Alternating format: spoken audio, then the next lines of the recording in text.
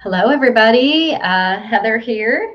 I'm missing my co-host, Bruce Pulver, who won't be able to join us today. He's been taking over for me for the last few weeks. I had a few things going on, and I've been missing all of you and talking, unpacking the words that Bruce and I come up with to talk about on our podcast, Can I Have a Word with You?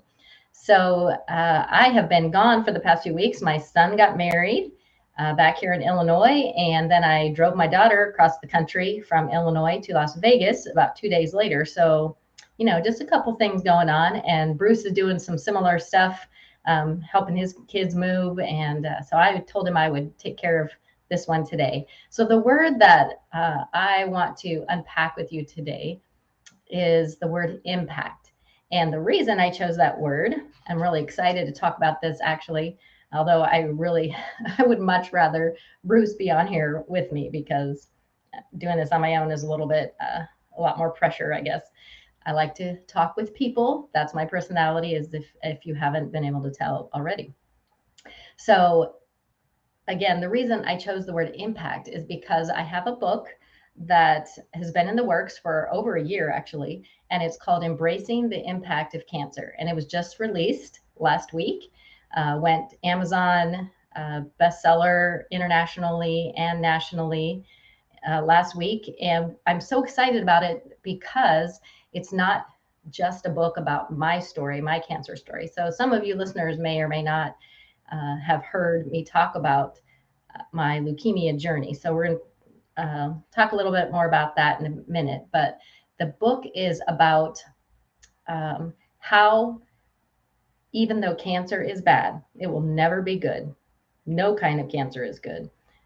But the impact it has in our lives can be good or bad, depending on how we respond to the news and the health crisis and the things that come with cancer that are just overwhelming sometimes. How we respond is what makes it something that can be impactful in a good way in our life. It impacts us one way or another, I guess. But if we can use it for good and have a positive impact on, not only allow it to have a positive impact on our life, but also a positive impact on those around us. I utilized that opportunity when I had cancer in 2015. I was diagnosed with acute myeloid leukemia. And one of the things that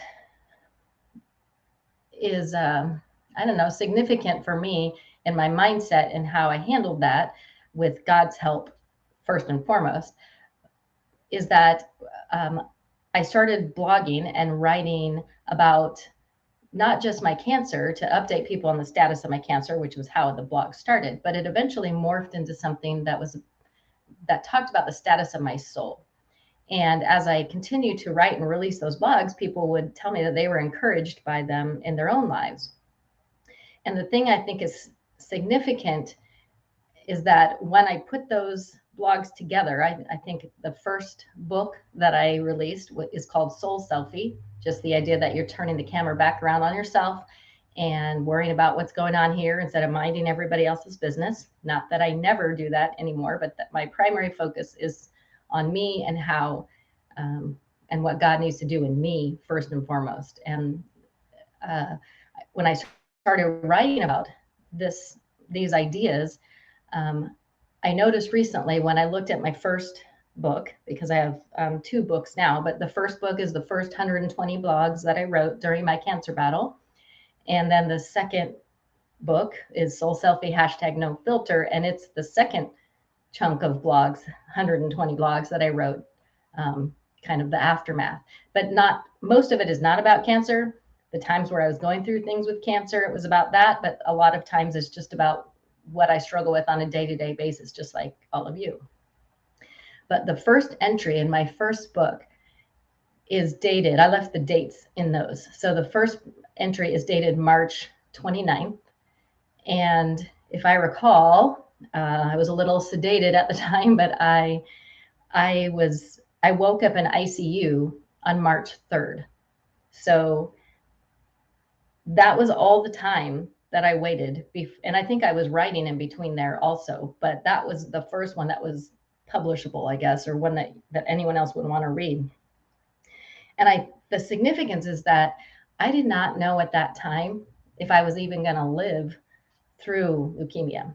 I just decided that with whatever time I did have, I was going to use it for something good to help me get better and to help other people potentially learn and grow from some of the stuff that I was going through.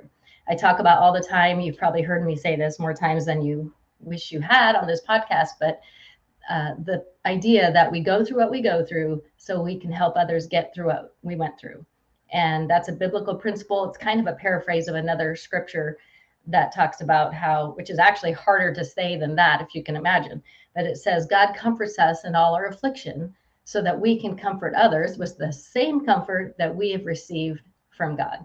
So, like I said, my paraphrase is we go through what we go through so we can help others get through what we went through. So I have spent I was diagnosed in 2015. So ever since then, I've been writing and sharing my journey, no matter where I'm at. I've been through a lot of things, just like all of you have been through many trials and trauma and drama in your world. And I try to share my struggles and share what I'm learning in real time. In my past life, I would share in hindsight. I don't know if anybody else does that, but I would struggle with being impatient or being frustrated in my marriage or with my kids. And I would kind of take care of it under the radar. And then once things got better, then I would talk about it. And it was like, well, ta-da, I'm all better now. And what that led to was a lot of posturing, I guess, to make myself look like I had things all together because I'd already fixed it all. Nobody worry about me. I'm already fixed. And today, when I am struggling with forgiveness or unforgiveness and resentments, I try to sit down and write about those things and share it out loud with other people so that you know that you're not alone in your struggles and that you're not the only one. Both of my books, I could have kept those chapters to myself because they're kind of a journal. I start talking to myself, then I'm talking to God, and then by the end of it, I'm talking to all of you. I can't help myself. I've tried, but I just can't stop myself from sharing it because I think you need to know that you're not the only one who struggles with comparison and competitive feelings or envy or jealousy or control or resentment, all the things that we don't like to talk about that often hijack our serenity through any given day. So something in my eye. I continue to write so that the impact of what I went through is something that is positive. This weekend, I'm actually getting ready to speak at a cancer survivorship event here in Springfield, and it's for anyone in the whole area. So if you're around here, it's at the YMCA downtown from 9 to 1 o'clock, I believe. So come on down. I'm going to open us up by talking about the impact that we can have on the world if we use our stories for something good. And the main focus is going to be about using your story wherever you're at, no matter how broken or messed up or fearful or angry you are, that starting today, your story can be significant to someone else. We go through what we go through so we can help others get through what we went through. And we can't help others get through their trials if we're not willing to talk about and share what we're learning, what we're experiencing in our own. It requires some vulnerability, obviously. And some people say, oh, I'm just too private. But you know what? God has given you some gifts as you've gone through some of these experiences. And, I love one of the things they talk about in the big book of Alcoholics Anonymous. They talk about how perhaps our darkest past can be the key to life and health and recovery for someone else. That we have to be willing to share the places that we struggle so that other people can learn and grow from them, and maybe some of their pain can be alleviated. I love this illustration that a few years ago, I was listening to a speaker on my iPad or my iPod, which I don't even know. I'm sure it wasn't a podcast. I don't think they had many podcasts back in the time I was listening to this, but nevertheless, I was listening to this speaker, and he was talking about how he was at this college where he was teaching. One of the faculty needed a new biology teacher, and would he fill in? And he's like, well, I don't know anything about biology at all. They're like, it's okay, we're desperate. So he agreed to do it. So what he would do is every night he would go home and study for the next day's lesson, and then he would go to class the next day and teach it as if he'd known this information for years. So one day after class, some young enamored girl came up and said, oh, that was so amazing. I just wish that I knew as much about biology as you do. And he said, he thought to himself, well, tomorrow you will.